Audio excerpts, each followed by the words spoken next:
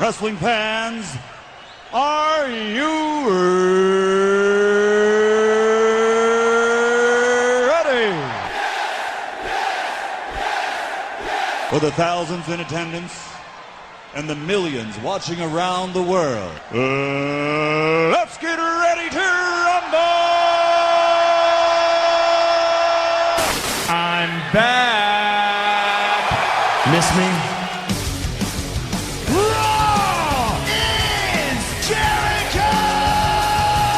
And the spirit of Ultimate Warrior will run forever!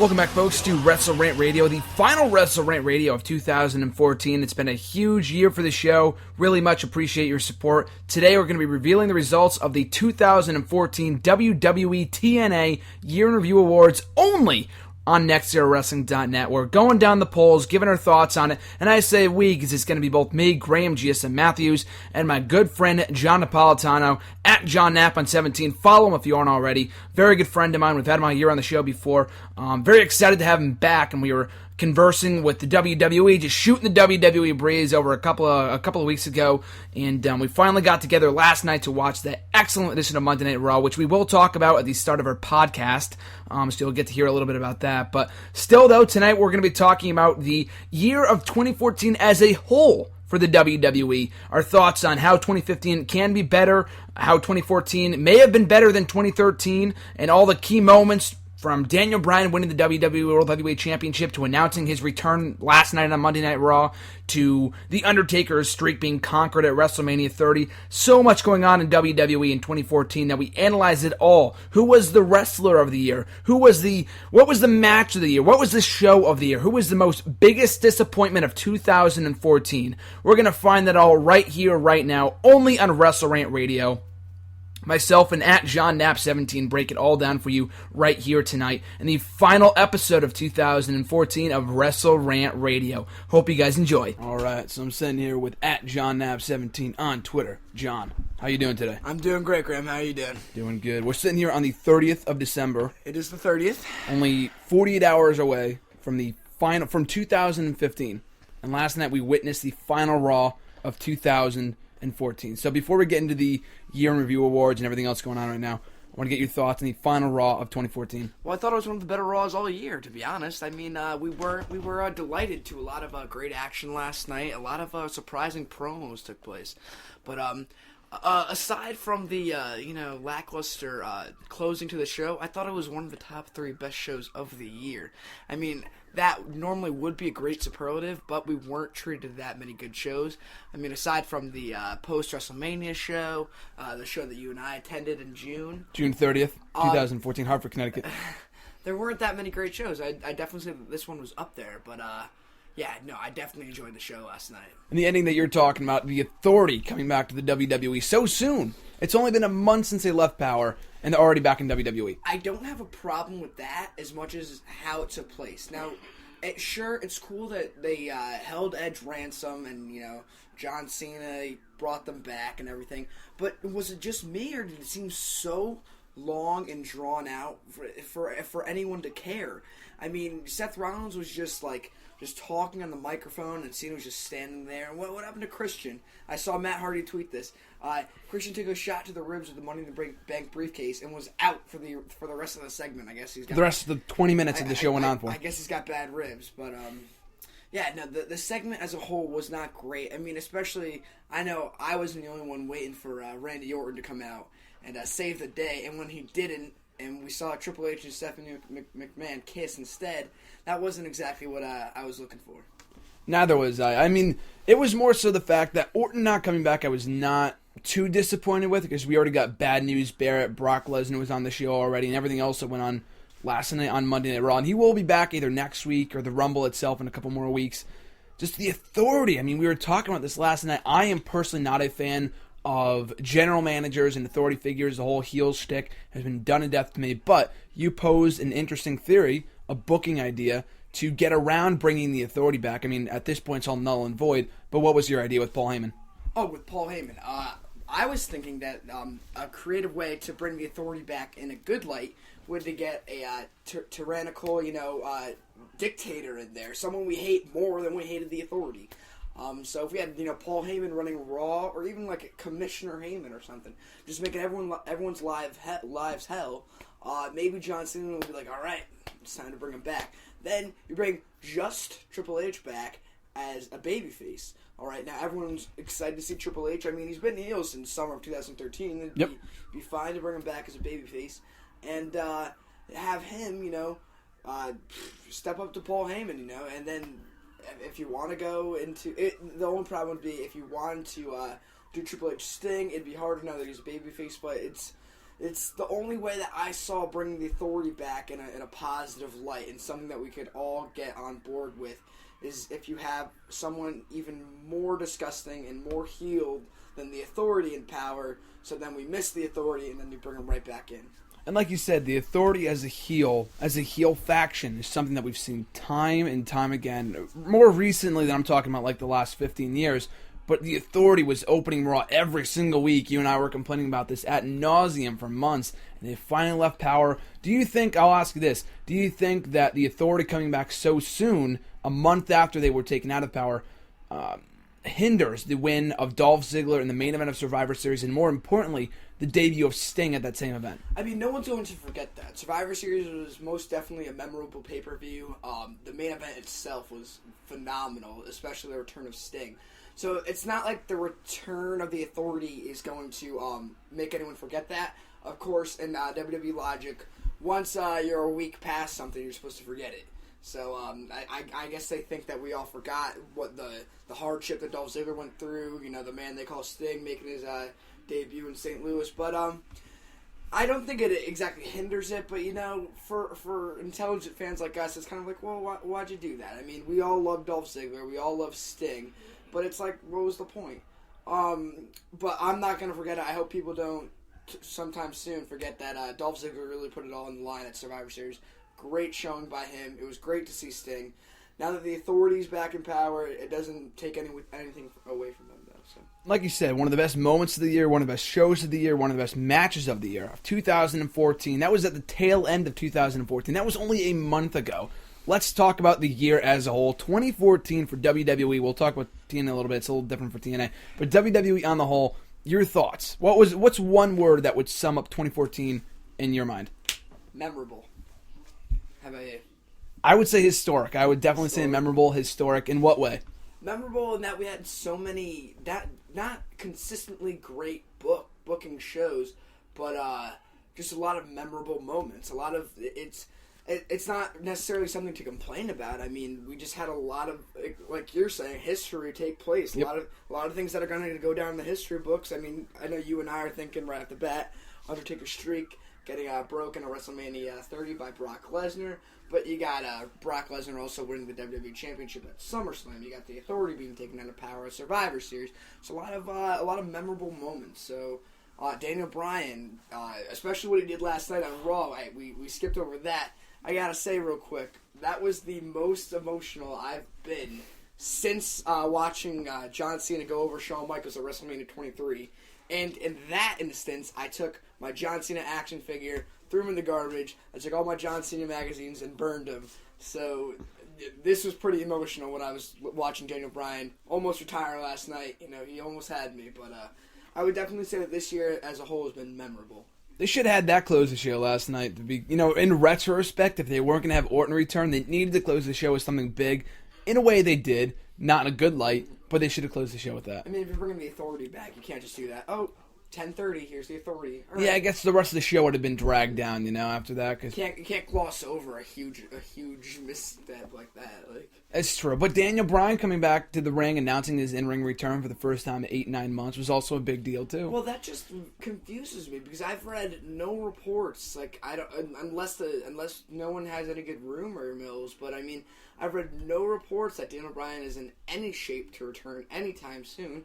And apparently he knows he's in good shape. I hope he really is in good shape. But I've read nothing that he's scheduled to come back anytime soon. So that was definitely a surprise to us all. I hope I can speak for everyone.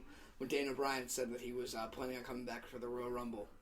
Like you said before, him winning the WWE World Heavyweight Championship among the top moments of the year.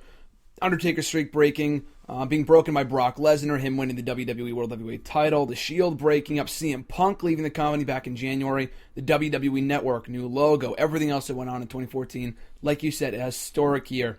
So you said you voted before in the 2014 WWE TNA Year in Review Awards. Before we get into that, any brief thoughts on TNA, the year in a whole for them? I mean, unfortunately, even when TNA was at its peak, which was a long time ago, I wasn't a huge watcher. I mean, I would rarely tune in live. I was a big proponent of recording it and watching it on Fridays, maybe Saturdays sometimes. But I mean, everyone when you think about TNA in 2014, you think about the New York tapings because that was their attempt at resurging their product, and it definitely paid off in some aspects. It got me more interested in the product, even though it was kind of same song, same dance, but.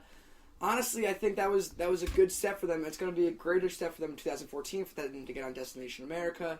But for TNA as a whole in 2014, I'd say they put in a valiant effort.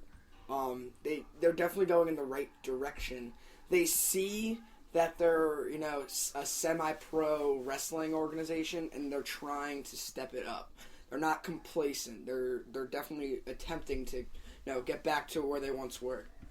So like you said before, the New York tapings I thought were really the peak of TNA in 2014 because everything else that happened before that, from what I can remember, nothing too good from TNA. They were kind of floundering for a while. Those New York tapings didn't save TNA. I think at this point, nothing is going to save TNA. I'm not saying they're going to go out of business next year, but I think at this point, they just need a major overhaul of the company, which they are having. New logo, new channel, like you said before, all new set. It's going to be great. But, the New York tapings, they brought back Team 3D, the Wolves, the Hardys. Great series of matches between those three teams, one of which got nominated for Match of the Year. We'll talk about that in a little bit, whether that won or not. But, it's been an interesting year for TNA. I just read, actually, right before we started recording this, Kurt Angle officially re-signing with TNA. Any brief thoughts on that? Well, that's a shame, but, I mean, I guess he's loyal. Which would be nice if he was loyal in 2006, but, I mean, I guess he's really loyal to TNA. I'd love to see him back in the company at some point.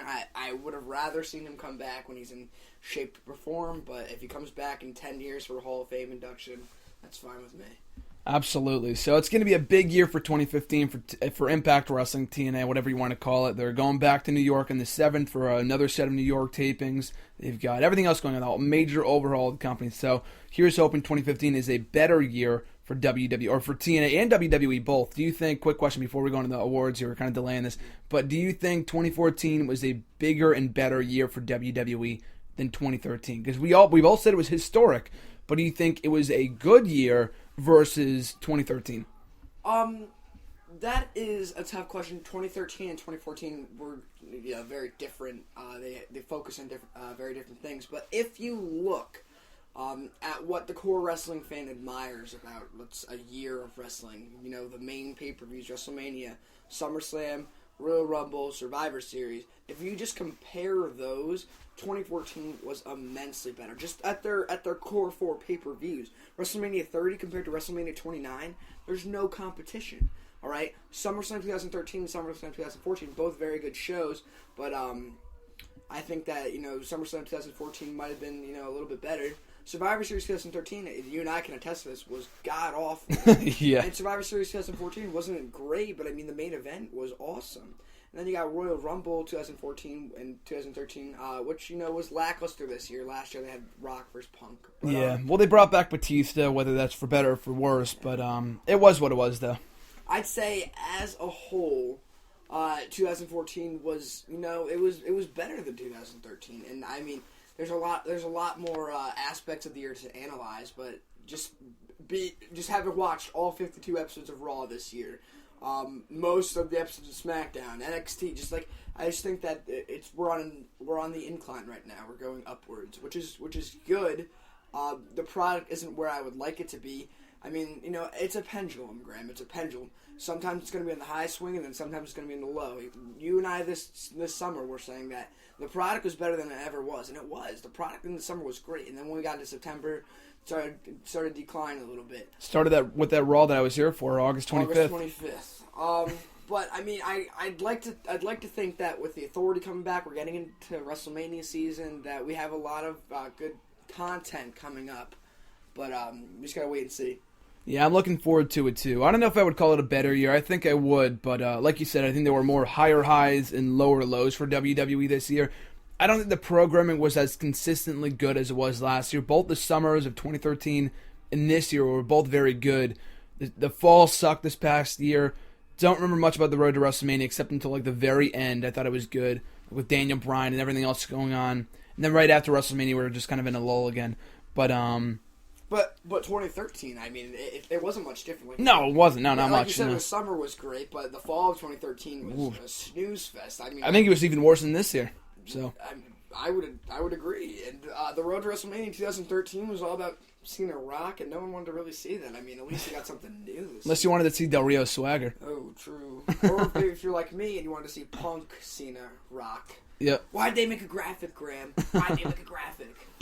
But absolutely, and I think the biggest thing versus last year is you look at the people on top last year. Look at the people in the championship matches. You got John Cena, Mark Henry at one point, Ryback, who's actually come onto his own recently, which is great, cutting a great promo last night. Who else was in the title picture? Randy Orton, Daniel Bryan. Yep. Daniel Bryan, a fresh face, but aside from that, though, wasn't really, he was already an established star by that point. 2014, let's look at the people in the title picture. John Cena, Brock Lesnar, something new. We've seen it before, something new for right now. Roman Reigns, and also in main events as well, Bray Wyatt, Dean Ambrose, Rusev coming up onto his own, Randy Orton as well, Batista coming back. So a lot of fresh faces, for better or for worse, in the title picture in 2014. We got a lot of new stars this year. I think that we'll look back in this year and see a year of breakout stars. I Oh, mean, absolutely.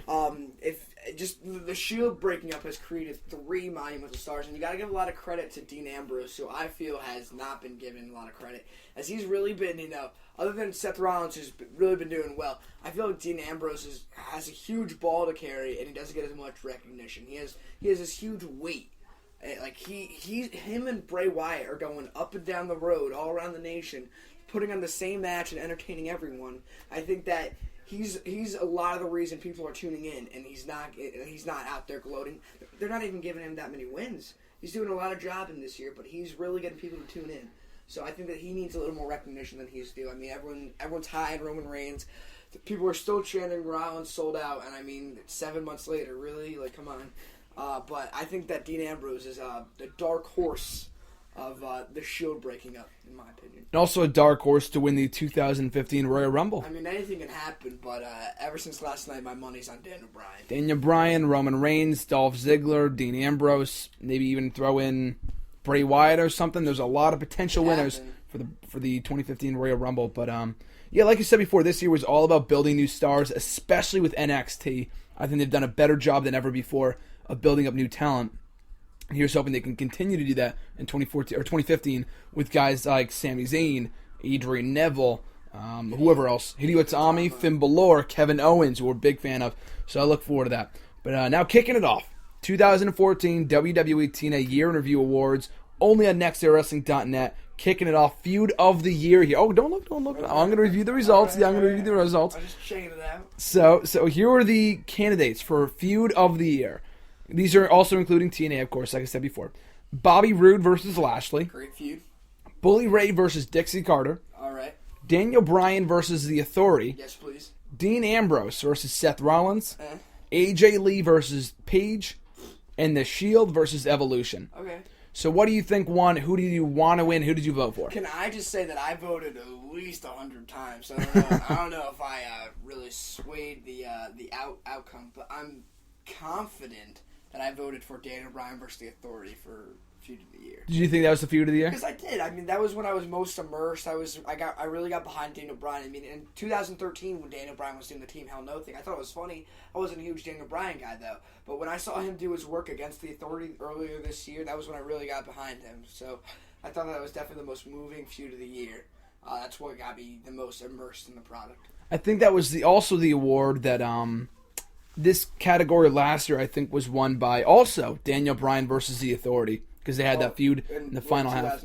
Exactly, and then they continued in 2014. So, we'll see if it won here. So, winning with 38.6% of the vote, beating out the runner-up, 36.8% of the vote, winning it, Dean Ambrose versus Seth Rollins. Runner-up, Daniel Bryan versus The Authority. Right. I have to agree with this. I thought Dean Ambrose versus Rollins. Bryan versus The Authority was great, but I think early on it was more frustrating. I think more people, like, we are logical bookers, and even I was getting very frustrated with how they were booking Daniel Bryan, because had Punk not left, had the fans not revolted and whatever else, we would not have gotten Daniel Bryan winning that championship at WrestleMania. So I don't think that was the original plan at all. At least Dean Ambrose versus Rollins. Rollins turns on him in early June. They do it at Money in the Bank, Battleground, SummerSlam, Night of Champions, blow it off inside Hell in a Cell, the main event of the show, and Rollins goes over again, which I think is a good thing, because when Ambrose eventually beats him, it's going to mean something. So what were your thoughts on the Dean Ambrose-Seth Rollins feud? I've got to say, that was a phenomenal feud. I don't want people to think that I wasn't behind Dean Ambrose on that feud, because I really was. And I think that feud was great, but that feud to me is like Stone Cold Steve Austin versus The Rock 1997, going for the Intercontinental Championship. Those guys one day are going to hit it off huge. They are going to face each other at WrestleMania multiple times. They are going to have great rivalries to come. Like, they're going to write so many more chapters in this book. But I think right now they're at the intermediate level. They're at the we're just beginning this. So for me, it was kind of like, well, I mean, they're going to have so many more chapters to go in this book of Dean Ambrose versus Seth Rollins. Daniel Bryan versus The Authority, it was long, it was drawn out, sure. But, I mean, once it culminated at WrestleMania, I mean, I was all on board. So I think Seth Rollins versus Dean Ambrose was a phenomenal feud. It was probably my favorite feud of the summer. But I just think that it's too early for them to have feud of the year. I think, like, you know, once Dean Ambrose is top star babyface, Seth Rollins top star heel, even reverse if you want, because they could do in reverse. They could, too. Yeah. Then you're gonna go, all right, this is feud of the year right here. But for me, it was Daniel Bryan versus The Authority. I think the next time they feud, it very well could be over the WWE World Heavyweight Championship. Both guys are that great, and I think if it could even happen, like we said before, we were talking about this last night when we were watching Raw, triple threat Shield match. Like, I think if you have a three-way feud with all three of those guys, Reigns, Rollins, and Ambrose, yes, that's a feud that you can do for years upon years before they eventually reunite on Monday Night Raw, which, like you said, and I quote, is going to be insane. And I could not agree more. So I love that feud. I'm glad that one won. Dean Ambrose versus Seth Rollins. Pay-per-view of the year. 6 options here to choose from. We'll kick it off with the TNA shows. TNA Slammiversary. TNA Bound for Glory from Japan this year. WWE Payback from June. WrestleMania 30. Survivor Series. And SummerSlam.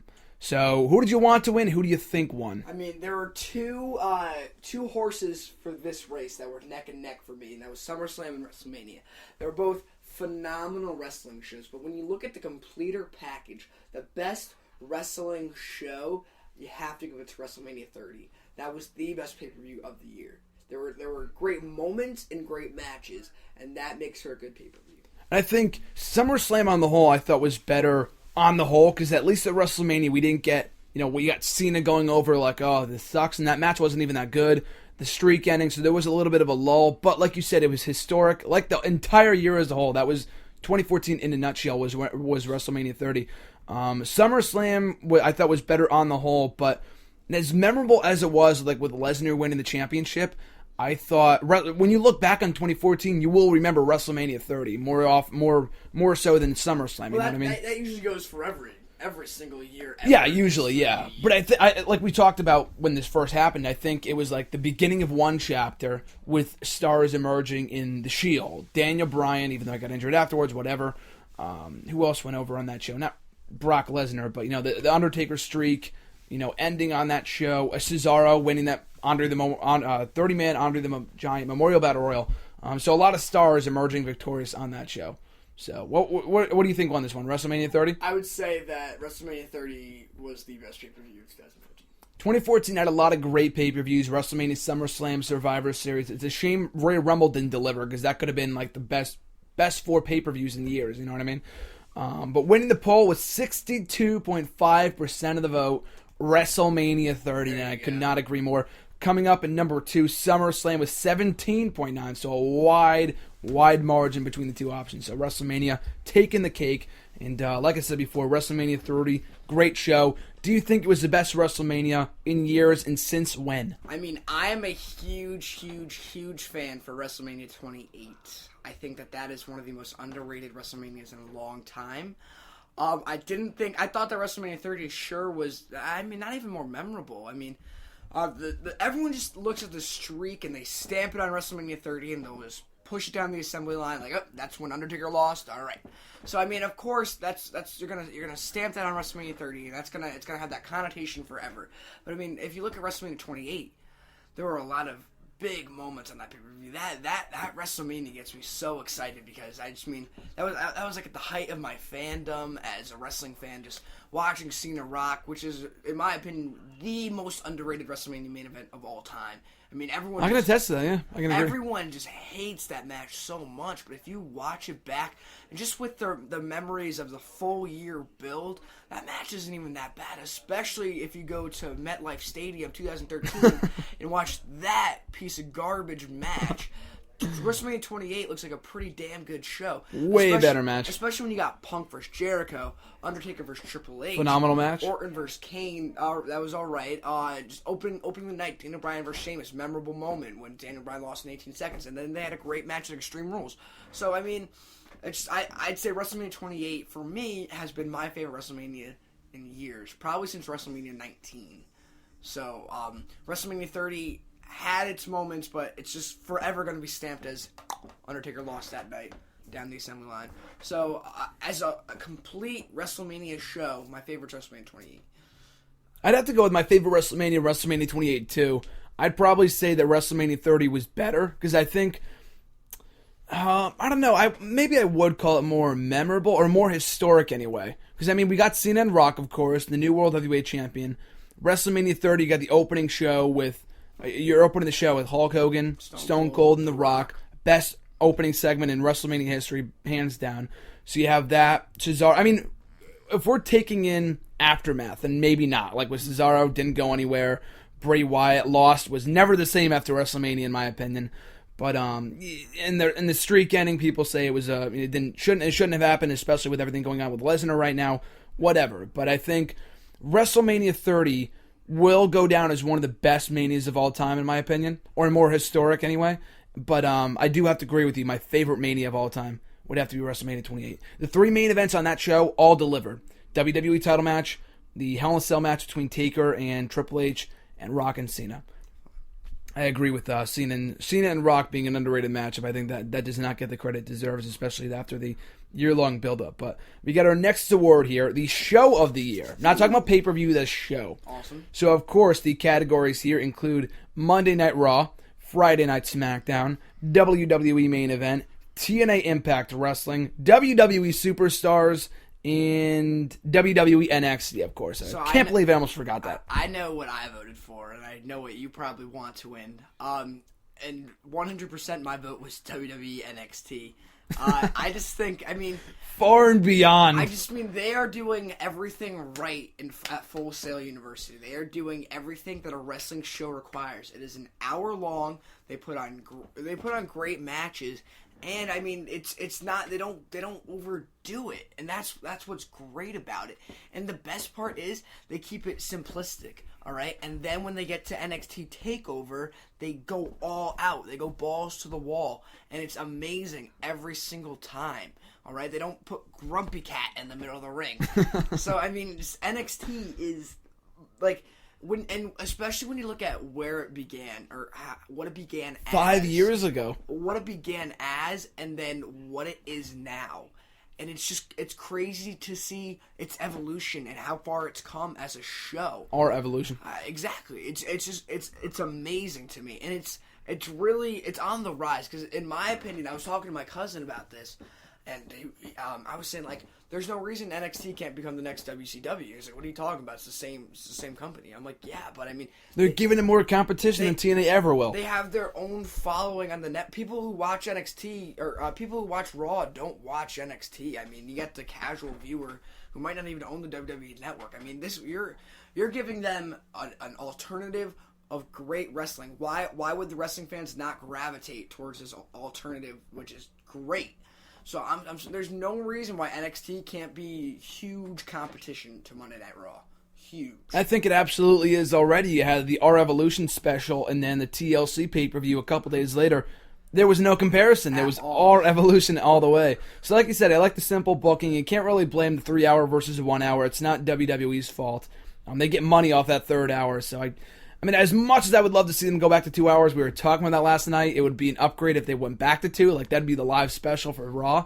But, yeah, I would absolutely have to go with NXT here. Tonight, viewer's choice, a 2 hour Raw. Yes! That'd be amazing. But, you're someone that's come on to like NXT. Because we talked over the summer back in July when we went camping, and you weren't already watching NXT, or at least not regularly. So what was it? Was there any one point when you started to tune in on a regular basis? Was there one thing that hooked you? I think it was later in the summer when a picture came out of Triple H, Kenta, Finn Balor, and Kevin Steen all throwing up the Wolfpack.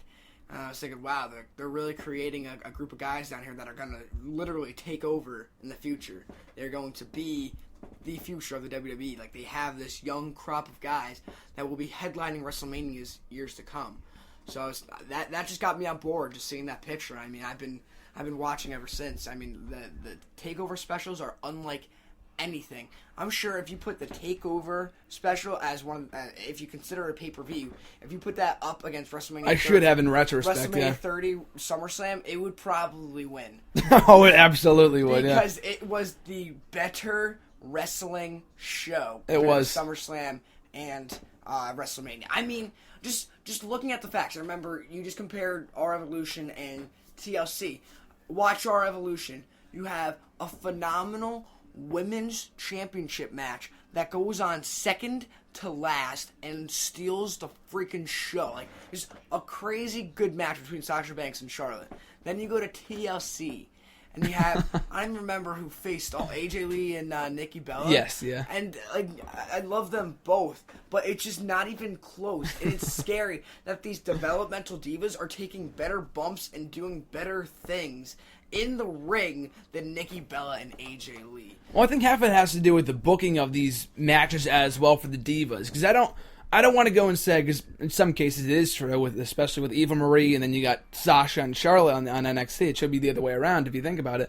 But it's also the booking of the divas too, and they're giving them what, 2, 3, 4, 5 minutes. They're not giving them much time. The stories suck. They're simple as hell. The Bella stuff annoys me because they never explain that away. So there's a lot of stuff on the main roster that kind of bothers me. But partly is due to the better athletes. Part of it is due to the fact they just don't take the women seriously.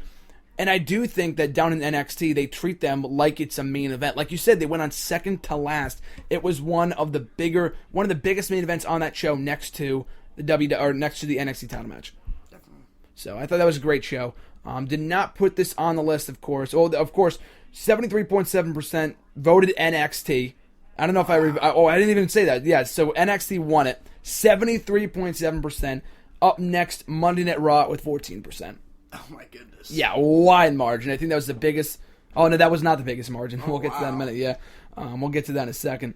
But did not put this out of category. I'm kind of hitting myself now because it was not a category last year. Obviously, I just repeated the same categories. But in your opinion, favorite WWE network special of 2014. Here's some choices here just to refresh your memory. I've got mine ready. You got you ready? I've got mine ready. Okay, well, just to refresh the memory of some people from 2014, here's a few of them. Daniel Bryan's documentary from right after WrestleMania, the Ultimate Warrior documentary from right after he passed away, the Shield documentary, the Stone Cold Steve Austin podcast, the Usos special, the 30-minute special, and the Vicky Guerrero special and whatever else they did. So, favorite special of the year? Well, if you didn't cut me off early, I would remind people of the greatness that was Stone Cold Steve Austin's podcast with Mr. McMahon. I tweeted it right after. I said, this was the best WWE Network production since its inception. Since February 24th, 2014, that was the best thing my eyes were laid on since I purchased the WWE Network. Absolutely the greatest thing that what every casual, hardcore, and babyface wrestling fan wants to see. I mean, Mr. McMahon in a candid light. How many times do you see that? How many times do you see Mr. McMahon as Vincent McMahon? Like, you might never see that again. Like, not in character. Like, actually, like telling it how it is. And Steve Austin, just not taking any BS from him. Just really laying it all out and talking about the hard issues that us fans really wanted to hear about. And I could watch that right now and still be excited. So I mean, like, that had to be the best special the WWE Network has put out of the entire year. So I'm hoping they do more stuff like that in the future because they got such rave reviews from everyone, from fans, superstars alike. So I'm hoping they can do more content like that in the new year. So we don't have to go to a whole WWE Network discussion here. But can I raise one point? And I thought about this. This would be amazing. What if WWE came to a big deal with like Podcast One, and all the former WWE superstars and current WWE superstars could get a televised version of their podcast on the WWE Network?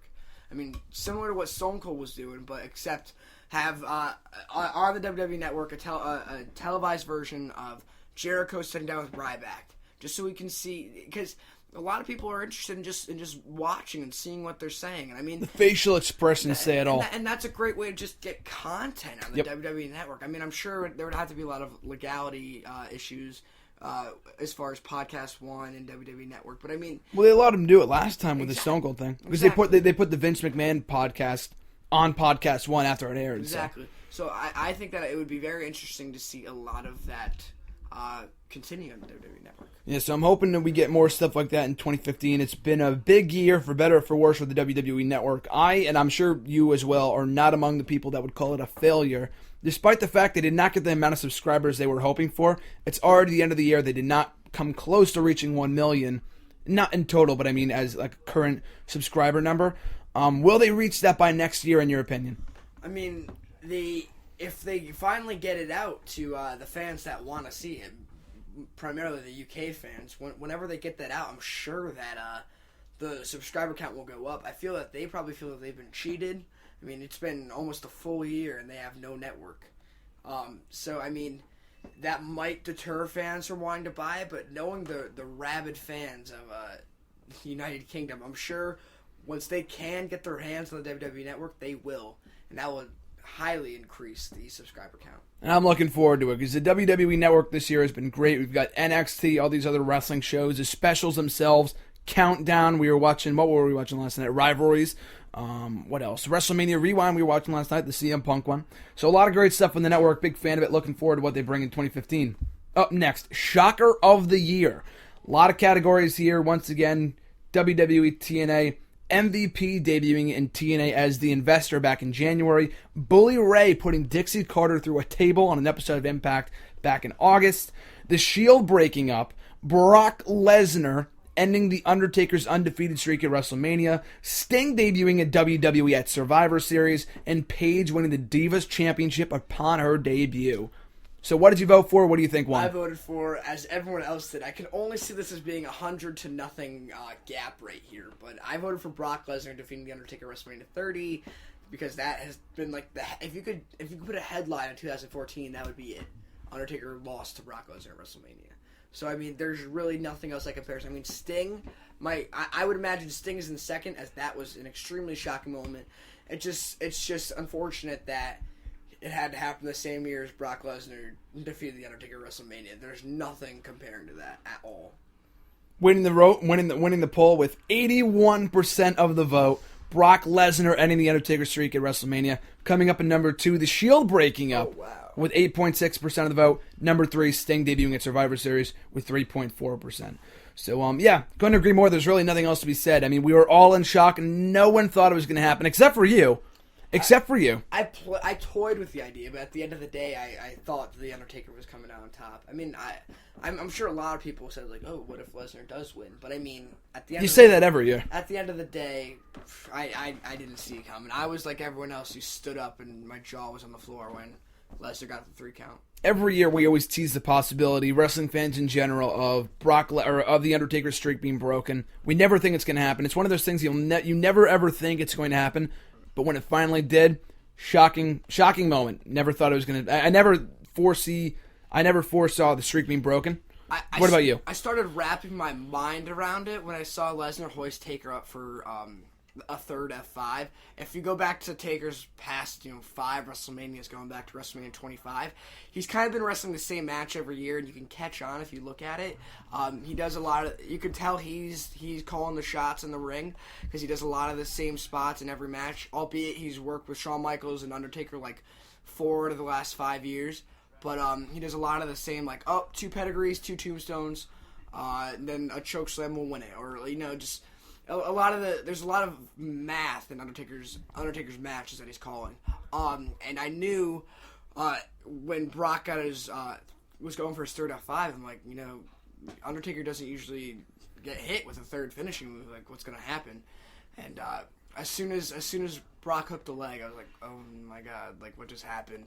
I thought Undertaker might, like, get out of the F5 or something, but no. And aside from, like, Stone Cold Steve Austin and Rock at WrestleMania 19, when The Rock hit, like, 3 freaking rock bottoms and Stone Cold Steve Austin, 3 finishers in a match, you're not getting up.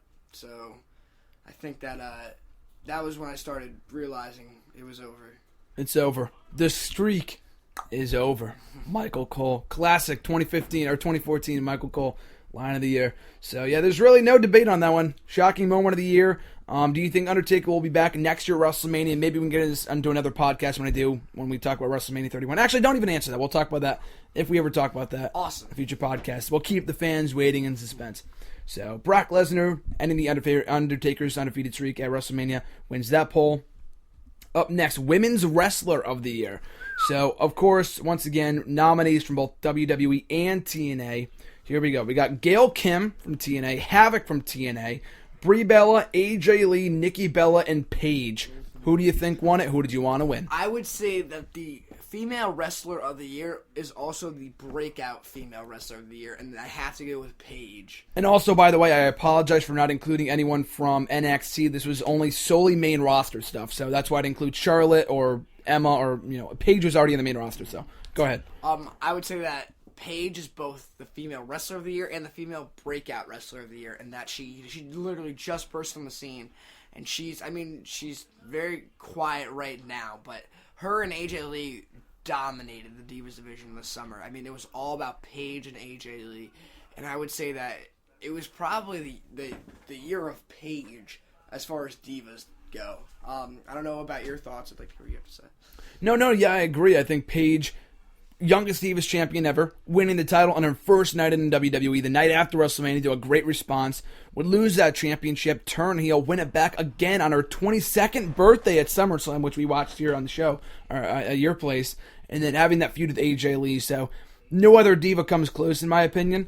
No one else in TNA, no one else in WWE. AJ Lee had a pretty good year, broke the record as the longest reigning Divas champion in history, won the championship on 2 different occasions, both at the Raw that we were at, June 30th, 2014, as well as Night of Champions a couple of months later, as well as, winning that multi-diva, the Vicky Guerrero Invitational WrestleMania 30. So a big year for AJ as well. So winning the poll with 36.8% of the vote, AJ Lee. Wow. Also winning the poll with 36.8% of the vote, Paige. So the only one that's got a 2-way tie. That is amazing. It's crazy.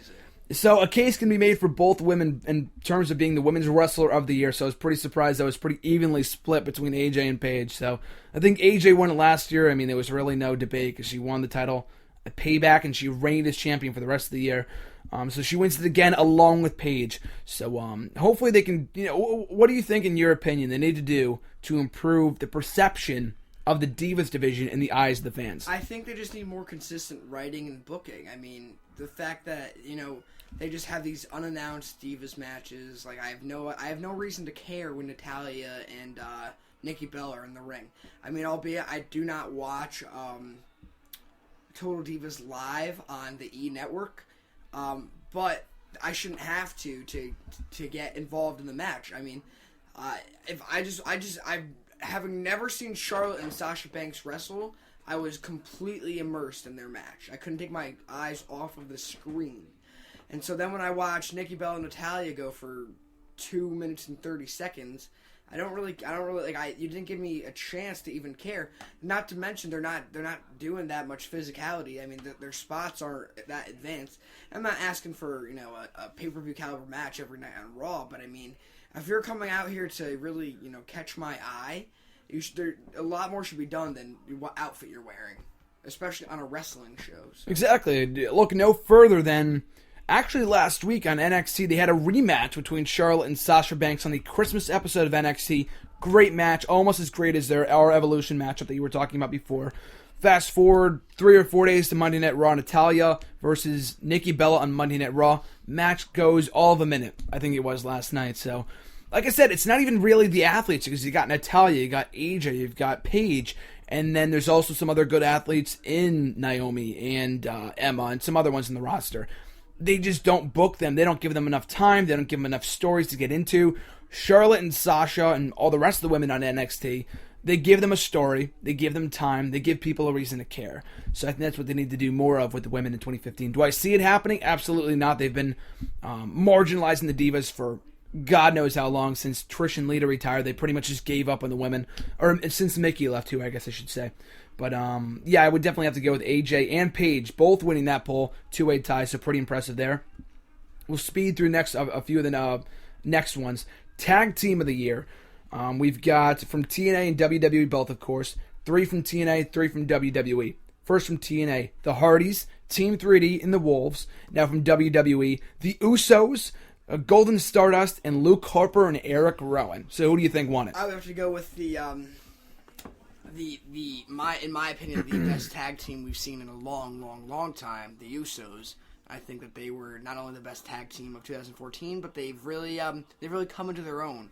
I mean, especially since I just watched one of their first matches a couple of days ago on the WWE Network, and it's just their progression as tag team wrestlers has been so amazing to witness. And the fact that looking at where they once were as a heel tandem wearing, skin tight tights to now where they are, and they're just so charismatic, and they're now the tag team champs as of last night. It's just great to see how far they've come, and that I think, in my opinion, one of the best tag teams now, mark my words here, of all time. I'd say. I would agree. I think some people may disagree with that in that, you don't have much competition. I mean, there's been some great teams over the years. Team Hell No, that we talked about last night. Air Boom, I thought, was one of my favorite teams. I loved Air Boom, but the biggest problem with all these teams is that they were only together for as long as they were champions. Once they dropped the titles, they went their separate ways. The Rhodes Brothers, I hate Golden Stardust. The Rhodes Brothers were great, but they only held the titles for 3 months. Started to break up a little bit before they repackaged Cody, which I thought was a mistake. Whatever. But the Usos don't have a future beyond tag team wrestling. So I think it's great that they're keeping them together. So maybe that's why, but I think, like you said, they have charisma together. They're over, for one thing. They sell merch. Their matches are always consistently great. Now 2-time tag team champions. When they won those WWE tag team titles earlier this year, I think it was on that Raw in Chicago, March 3rd. Great show. And they finally win their first WWE tag team titles for the first time in 4 years. It was a chase. It wasn't like with Air Boom or Team Hell No. They won the titles in their first month in. Because remember, they had that feud with the Hart Dynasty, with all these other tag teams, with the Shield last year, and they never won the tag team titles. They finally win them this past year after 4 years of chasing, when I thought it was an incredible chase and incredible long-term booking, which I thought you don't see too often in WWE, so I thought that was great. So winning the poll with 50% of the vote, the Usos. And of course, this was before the polls closed an hour after they won the WWE Tag Team title. So a lot of people, when voting, did not take that into account. They've just had a great year in general. 6-month reigning WWE Tag Team champs. Here's hoping they can continue to reign as Tag Team champs going to 2015. Return of the year. So here we've got Chris Jericho from the Raw that we were at, June 30th, 2014. Hulk Hogan on the February 24th edition of Monday Night Raw, 7 years after he left the company, yeah. Batista returning on the January 20th episode of Raw. The Ultimate Warrior on the April 7th episode of Monday Night Raw. The Rock on the October 6th episode of Monday Night Raw. And Mick Foley on the October 20th episode of Monday Night Raw. So who do you think won? Who did you want to win? I think that you and I can both agree that the man most deserving of this award would be the Ultimate Warrior. And that he really left on bad terms, and he came back, and Vince had open arms, and everyone he left had open arms for him, and it was really great to see him come back to the company that he did a lot of trailblazing in the WWE. So it was great to see him come back and take his rightful place in the WWE Hall of Fame before he passed away. Incredible moment, incredible weekend with him being inducted into the WWE Hall of Fame, gracing his presence on the WrestleMania 30 stage, cutting one last promo, returning to the Raw ring for the first time in 18 years, I think it was, and then passing away the following day. So just an emotional roller coaster over the course of that one weekend in April, right around WrestleMania time.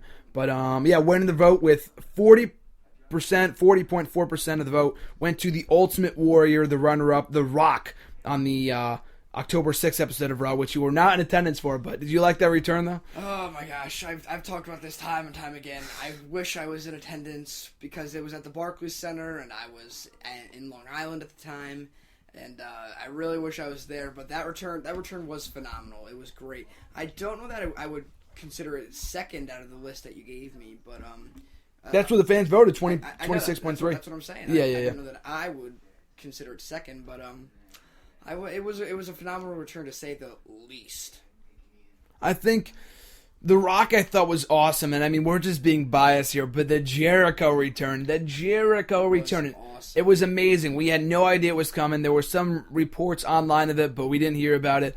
Great return, interacted with The Miz in a good segment, got attacked by the Wyatt family. And it's not even like, we were in attendance, so the return was special to us. We've watched it back on television on the WWE Network on more than one occasion, and it was amazing to watch on television, too. I'm sure people would agree. Yes, oh my God. I went home that night, saw people raving about that show, and especially that return. I thought it was amazing. So, Ultimate Warrior winning the poll with 40.4% of the vote.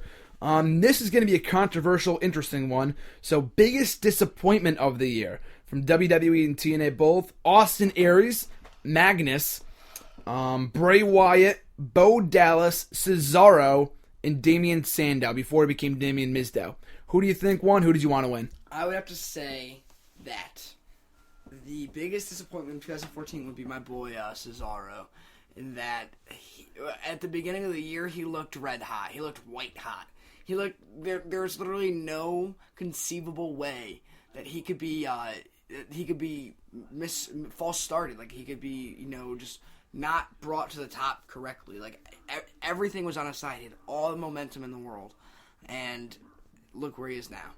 I mean, sure, he cut a promo last night on Monday Night Raw to try and win over some fans, get over. But I mean, it wasn't a phenomenal promo. Like what was this statistic you said last night? That it was, someone pointed out to someone else on Twitter saying that it was a 98% a great promo, but it's that 2% that people will remember the most. And someone said sad but true. I agree. So I think that Cesaro has all of the tools to be a great talent, great worker. He is. He's got to be pound for pound the strongest guy in the WWE. Sorry to quote JBL there. But just a great competitor, and the fact that he's still floundering in the mid card right now, even the undercard, it's disgusting to me because it just seemed in the beginning of the year that there's no way you could mess this up, and of course it's been messed up. So I don't know what gets more disappointing than that. I absolutely agree that he was on a roll in the early part of the year, almost becoming babyface, winning the Battle Royal at WrestleMania Tour. A massive reaction, joining forces with Paul Heyman. That went sour. Started a losing streak at the Raw that we were at. A lot of shit happened on that episode of Raw, and never really was the same after that. He's gotten title shot after title shot after title shot, and has lost every single time. So here's hoping they can resurrect the career of Cesaro going into the new year. But of course, the biggest disappointment of the year goes to Cesaro with 45.6% of the vote. Runner-up Bray Wyatt with 17.5%. He had his wins, especially more recently, but the whole John Cena feud was a disappointment in my opinion. After he lost to Cena at WrestleMania, up until he got quote-unquote buried on the episode of Raw that I was here for when we were watching it together on August 25th, wasn't the same from when he lost to Cena, again on that episode of Raw. Most improved superstar of the year, we've got Gunner from TNA, Ethan Carter III, Tyson Kidd, Ryback, The Miz, or Jack Swagger. Who do you think won it? As far as most improved, as meaning where he was and where he is now, you got to give it to Ryback. and that he was doing the whole tandem with Curtis Axel for a while, and he split. He got injured, thankfully came back as a babyface, and now I dare say, I mean, it's tough between him and Roman, but top 2, top 3 baby faces in the company right now. So I think that, especially with Orton coming back, it's going to get really, really crowded in the babyface section. Ambrose, Cena. Yeah, but I think that Ryback is honestly up there. He's a huge drawing name right now. I mean, he's the top guy in SmackDown right now. He's giving John Cena a break. So I think that Ryback, considering where he started the year and where he's ending 2014, most improved. But it's you know how sad this really is? Sure, he's most improved from where he started and where he's ending, but he's basically picking up where he left off in 2013. And that had he just never turned heel, this progress would have been made a year ago. Had he never just turned heel to face John Cena at Extreme Rules, the Ryback we're getting now, we would have had in April 2013. And who's to say he wouldn't be WWE champion by now if he never turned heel? Absolutely agree. I think that was one of the worst things he could have done with the character. The only thing that was ever over about him for the most part was the Feed Me More chant. You take that away from him, he was nothing. That feud with Cena bombed. Feud with CM Punk for a while. Feud with Jericho was never really the same. So I absolutely agree. I think he won the award last year for biggest disappointment of the year. So kind of a reverse, a whole 180 from, a year prior. But winning the poll, this might surprise you, with 45.5% of the vote, Tyson Kidd. Tyson Kidd winning the vote for his work on NXT. And I have to agree with this. This is amazing because the guy was, wasn't even on TV earlier this year. He's been back. He returned from injury about a year ago. Was not on TV at all, and I'm not counting Total Divas. Came back on NXT, did some of the best work of his career, and right now he's one of your favorites. Mm-hmm. So Tyson, you were even petitioning for him to feud with Daniel Bryan. Well, I mean, I thought that would be that'd be interesting, but I definitely think that he needs a program right now. I mean, I don't like seeing him out there, just managing Natalya. I mean, he could do that, but as long as he's getting a couple matches on Monday Night Raw, sure, that would be awesome. But I don't want them to drop the ball on Tyson Kidd right now. I really don't. He doesn't deserve that after having the ball dropped on him time and time again. Absolutely agree. So Tyson Kidd winning the poll with 45.5% of the vote. Coming in the runner-up at 18.2, Ethan Carter III from TNA, and number 3, Ryback with 14.5. I think the only thing that did not work in Ryback's favor was the fact that his push, the resurgence of his career happened so late in the year. I think that's probably what it was. That he came back from injury back in October. Had he come back and had they turned him babyface at the show that we were at when we were all chanting "Feed Me More" during his match that night. Had they turned him then, maybe it'd be a different story, but I gotta agree with Tyson Kidd here. Newcomer of the year, we've got from TNA and WWE both, Bram, Sonata, Bo Dallas, Rusev, Paige, and Adam Rose. So, kind of a no-brainer, but I want to get your thoughts on it. Well, obviously, my answer right here is going to be Rusev Kurshya, Rusev Machka. I love Rusev, and honestly, I regret earlier this year thinking that Jack Swagger should have gone over on him at SummerSlam. Yeah, because he's doing the best work, one of the best heels in the WWE right now, and I'm really excited that he's still undefeated, he's still unpinned, and he's never tapped out, because the person who does that, and it will likely be John Cena, the person who does that will get a massive response from the WWE universe, and they will ascend the ladder. So he is a drawing name, Rusev. He's a huge guy. I just think that he's doing great stuff, great work on Raw. Definitely a good newcomer. I would love if it was Ryback. We talked about that last night, and he said it himself. We said when we first pitched this idea 4 months ago, sitting right here in this very den, when you pitched the idea for Ryback versus Rusev, it doesn't need to be a USA versus Russia thing. Like Ryback said last night, it's a big guy kicking a big guy's ass thing. And that's exactly what this feud is going to be. So I'm looking forward to their eventual matchup. But Rusev winning the poll with 50.8% of the vote. Coming up in second, Paige with 33.9%. So I agree there. Match of the year. Okay, so very controversial one here. A lot of great picks. So coming in here, all the nominees. We've got from TNA, the only TNA nominee, The Wolves versus Team 3D versus the Hardys in that 3-way Full Metal Mayhem match for the tag team titles from October on an episode of Impact Wrestling, the October 8th edition. The Fatal 4-way match for the NXT title from the 3rd NXT Live special, NXT TakeOver Fatal 4-way. Adrian Neville, Sami Zayn, Tyler Breeze, and Tyson Kidd. The Shield versus Evolution at Payback. Daniel Bryan versus Triple H at WrestleMania 30. Team Cena versus Team Authority from Survivor Series. And The Shield versus the Wyatt family from the Elimination Chamber pay-per-view.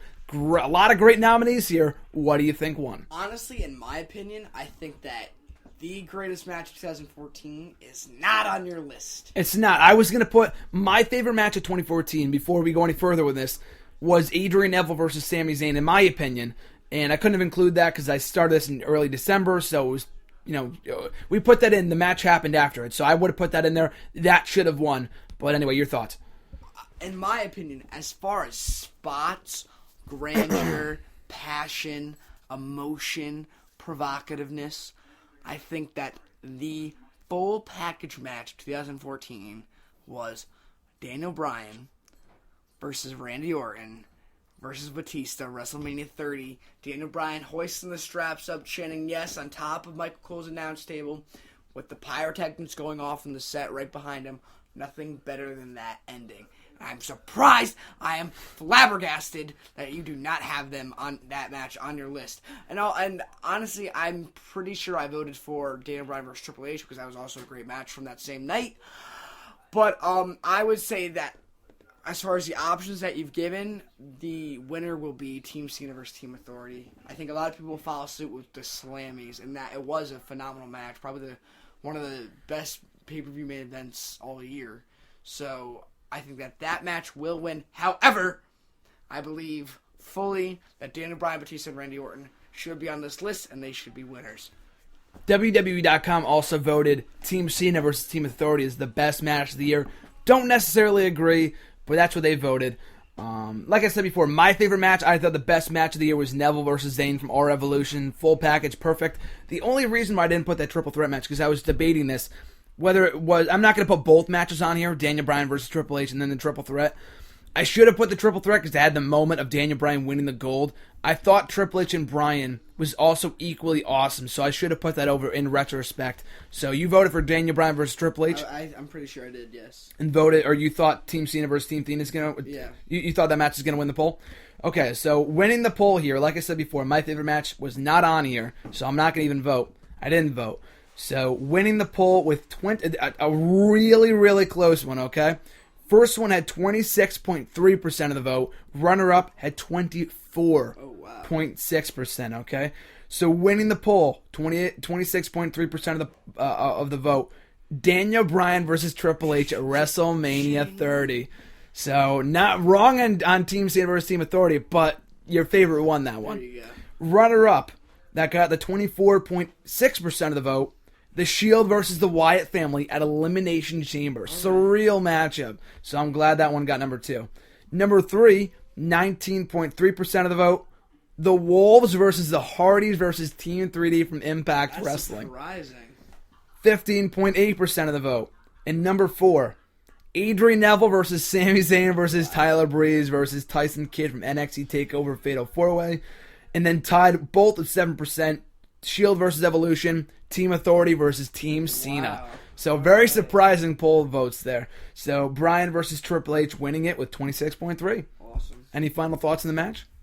On that match specifically? Yeah. I just remember, sitting down in my living room watching it, not on the WWE Network because we couldn't get to work, so we had to, not only did I buy the WWE Network earlier this year, I also bought the pay-per-view. Yep. Because we could not get the network to work, so I paid $70 that night.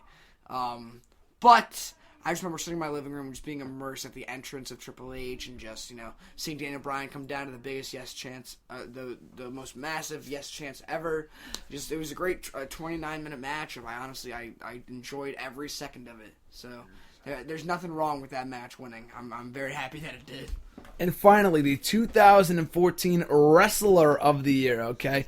Again, very controversial results here. Gonna get your thoughts. So, among the nominees were from WWE and TNA, Bobby Roode, Lashley, John Cena, Brock Lesnar, Seth Rollins, and Dean Ambrose. I wasn't able to include Roman Reigns. I thought Cena was a bigger pick than Roman. He had a bigger year, even though the 2014 Slammy Award winner for Superstar of the Year isn't even on here, but I thought Cena might have had a better year than Roman, whatever.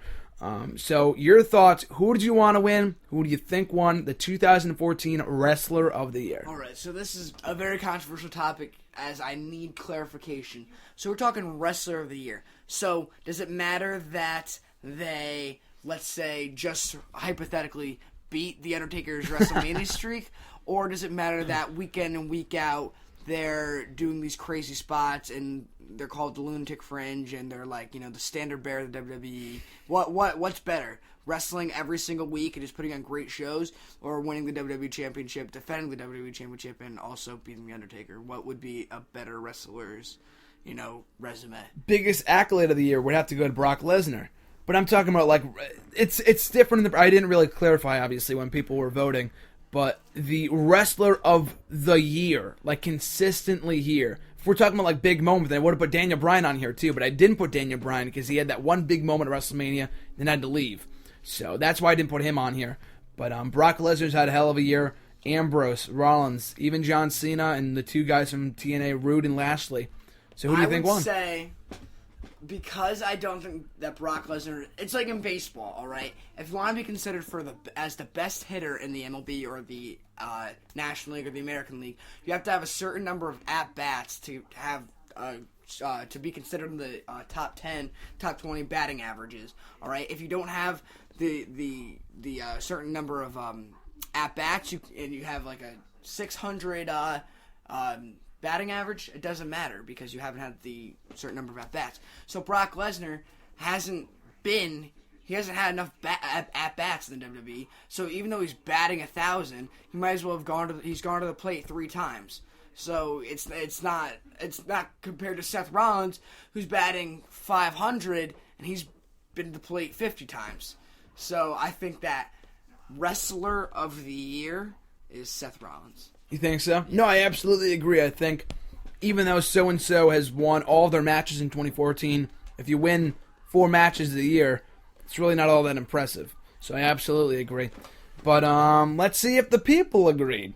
So winning the poll with 39.3% of the vote, the standard bearer of the WWE, Seth Rollins. And I agree. I think Seth Rollins was the Wrestler of the Year. You and I were sitting here recording this podcast back in August talking about the Superstars of the Year. Do you think 2014, aside from Brock Lesnar, like we said before, had the big achievements, obviously, but of the year as a whole, do you think Rollins will go down as history as the 2014 Superstar of the Year, as we talked about in the past for WWE? I mean, in their archives, they're going to look at the Slammy. They're going to look at the Slammies and say, oh, Roman Reigns was the Superstar of the Year. But if you just look at everything that Rollins has done, I mean, he ascended from the Shield to he's the top heel in the company right now. Yep. I mean, the consistently present top heel in the company. So I think that just his evolution in 2014 has been astounding, amazing. And really, he's truly the Wrestler of the Year, truly. And I expect him to win the World Heavyweight Championship finally come 2015, so it's going to be a big year for Seth Rollins. So coming in at number 2 with 29.5% of the vote, Brock Lesnar. So not really a big surprise there, but the rest of the polls featured not a huge margin between Brock Lesnar and this third guy, coming in with 24.6%, Dean Ambrose. So very close between Lesnar and Ambrose. Number 4, Bobby Roode with 4.6% of the vote. 1.6% of the vote went to Bobby Lashley. There you go, Lashley. 0% of the vote, John Cena. Your website is full of smarks, man. No one voted for John Cena. And I remember laughing about that last year. No one voted for John Cena. Not one person. Oh, my gosh. So, yeah, very surprised about that. But Seth Rollins, the 2014 Wrestler of the Year. So, closing it out, John, final thoughts on 2014, plus your predictions. We're going to listen to this a year from now and think we're going to see if you were right. Any predictions for 2015, plus your final thoughts on 2014? 2014 has been a great, nay, a historic year, as you said. A historic year. We have seen everything. We've been given the kitchen sink in 2014, and we have loved it. Not necessarily all of us, and not necessarily all the time. But when it's been great, it's been great. And so 2014 will go down as a historic year, to say the least. 2015, you will see. Seth Rollins, WWE Champion. You will see Dolph Ziggler, WWE Champion. And you will see Dean Ambrose turn heel at some point. I know that's not my greatest prediction, so I'm not going to finish off on that. You're going to see Roman Reigns, WWE Champion, too. All right, you're going to have three new champs in 2015. Mark my words. Those are your predictions for 2015, John. I also look forward to it. If I had to make any predictions myself for the new year, Seth Rollins will be World Heavyweight Champion. I expect Brock Lesnar to not resign with the WWE and to make his way over to the WWE. Over to the UFC. Let's see, what else could really happen in 2015? Who else can break out? I expect Rusev to finally break out. I don't expect him to win a world title. Who do you expect to break the undefeated streak of Rusev?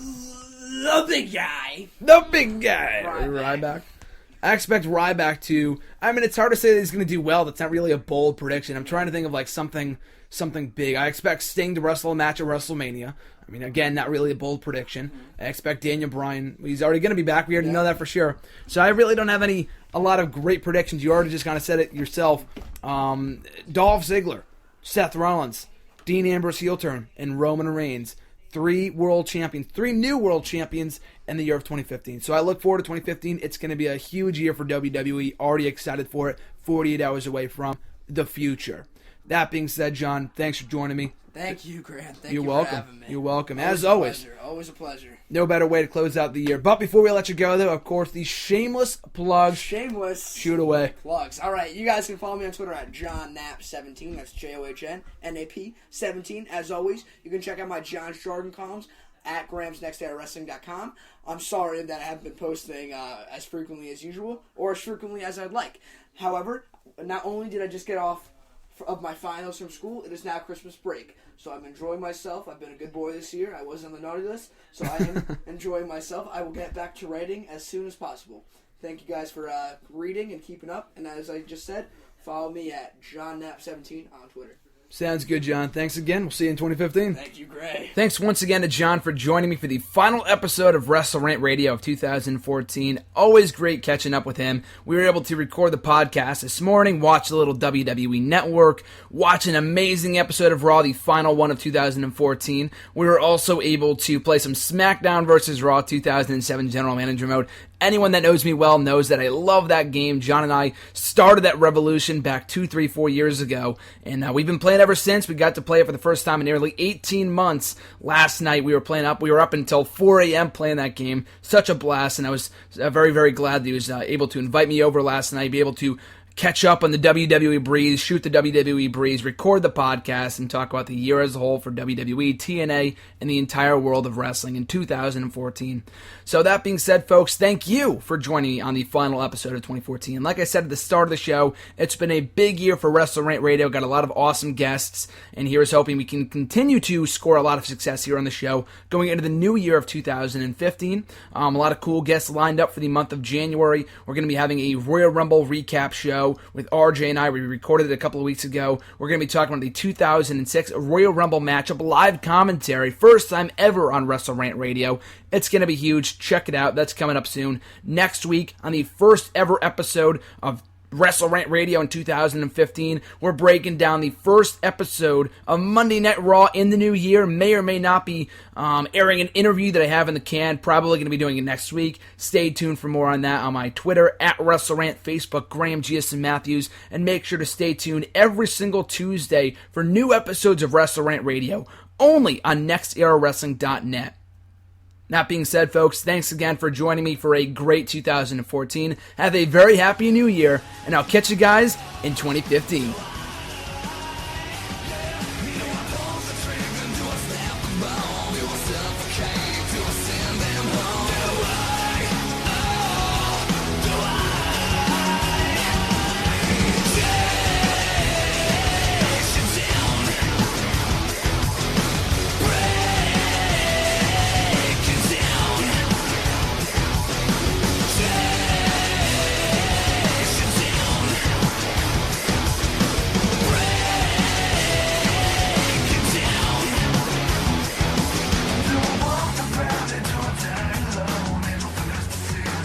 Yes.